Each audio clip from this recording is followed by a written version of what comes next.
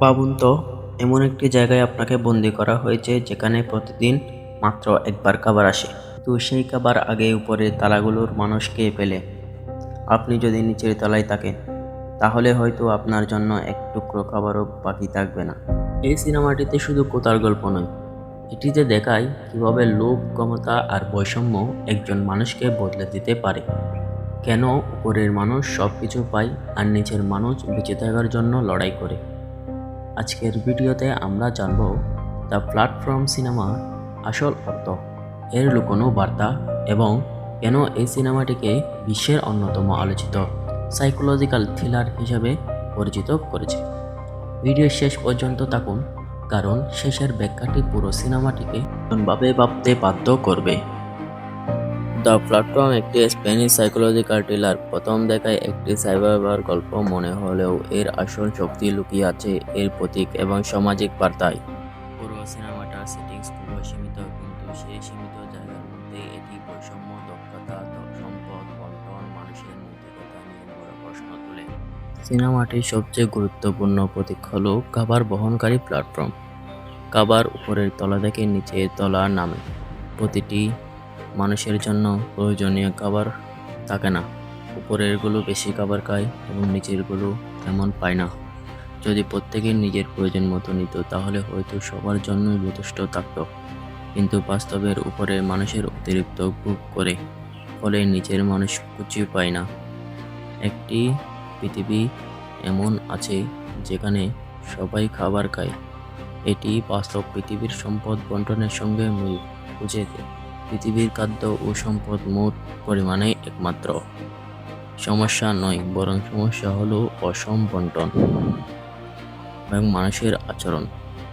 এই গল্পটিতে মানুষের আচরণ সম্পর্কে আমরা এই গল্পটিতে জানব। সিনেমাটি আরেকটি গুরুত্বপূর্ণ প্রশ্ন তোলে, ক্ষমতা পেলে কি মানুষ বদলে যায়? না, বদলায় না। তা আমরা এখানেই জানব। যে ব্যক্তি এক মাস খাবার পায় না, সে কি করে? যে ব্যক্তি এক মাস নিচের তলায় কষ্ট পায়, পরের মাসের উপরের তলায় উঠে গিয়ে অনেক সময় একই কাজ করে। অর্থাৎ ভুক্তভোগী ক্ষমতা পেলেই সব সময় ন্যায়পরায়ণ হয়ে ওঠে না।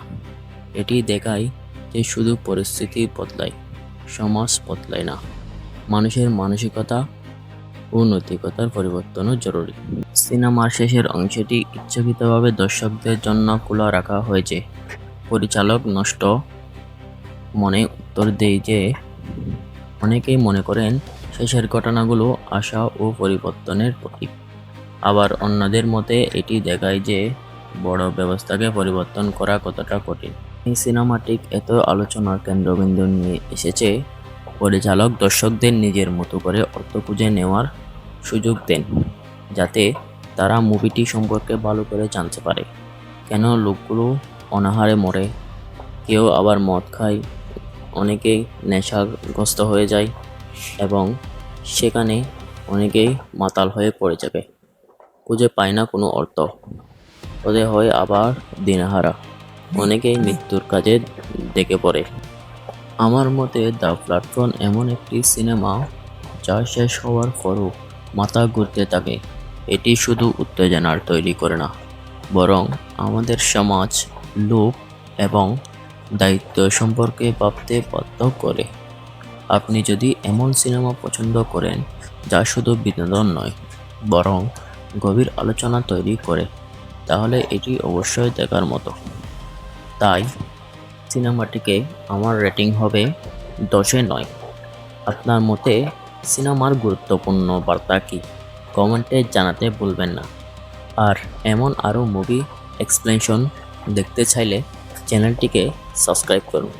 পরবর্তীতে আমি নিয়ে আসতে চলেছি এমন এক ভিডিও যা কাঁপিয়ে দিবে পুরো বিশ্বকে এবং আপনার মনকে। তাহলে এই চ্যানেলটিকে সাবস্ক্রাইব করুন এবং পাশে থাকতে ভুলবেন না। যদিও এটি একটি মুভি এক্সপ্লেনেশন চ্যানেল, তাই আমি আপনাকে বলবো যেন এটি সাবস্ক্রাইব করে রাখেন।